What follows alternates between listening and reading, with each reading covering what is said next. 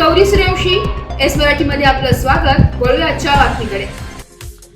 मंत्री गिरीश महाजन यांच्या विरुद्ध बेताल वक्तव्य केल्याबद्दल नांदगावमध्ये खासदार संजय राऊत यांच्या विरोधात अदखलपात्र गुन्हा दाखल करण्यात आलाय।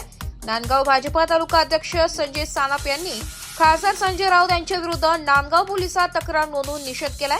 पुण्यातील रेव्ह पार्टीवर कारवाई झाल्या प्रकरणात खासदार संजय राऊत यांनी मंत्री गिरीश महाजन यांच्या विरुद्ध अत्यंत अपमानास्पद वक्तव्य केल्याबद्दल नांदगाव भाजपाचे पदाधिकारी यांनी निषेध करत नांदगाव पोलीस ठाण्यात तक्रार करून अदखलपात्र गुन्हा दाखल करण्यात आलाय।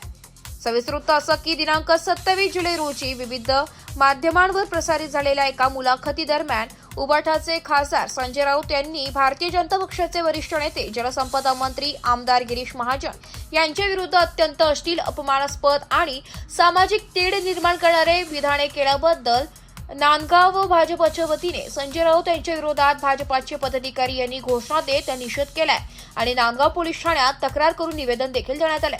तालुका अध्यक्ष संजय सानप, सौ रेखाताई शेलार, सतीश शिंदे, बाबाजी शिरसाट, बळवंत शिंदे, धनराज मंडलिक, सौ तारा शर्मा, गणेश शर्मा, दिनेश जेजुरकर, कृष्णा देहडराय, नितीन राऊंदळे, ॲडव्होकेट उमेश सरोदे आदी उपस्थित होते। निवेदनामध्ये सविस्तर माहिती दिली असून नांदगाव पोलीस ठाण्यात अदखलपात्र गुन्हा दाखल झालाय अशी माहिती भाजपाचे संजय सानप यांनी सांगितलंय।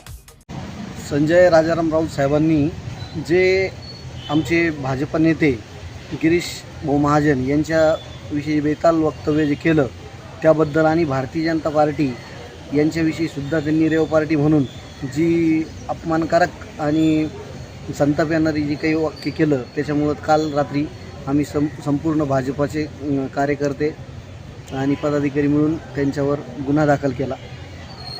त्याचप्रमाणे पोलीस स्टेशन येथे निवेदन दिलं तरी राऊत साहेबांनी याच्यानंतर भारतीय जनता पार्टी आणि कोणत्याही नेत्याला अशा पद्धतीने बोलून आमच्या भावना दुखवू नये अशी सगळ्या कार्यकर्त्यांची भावना आहे।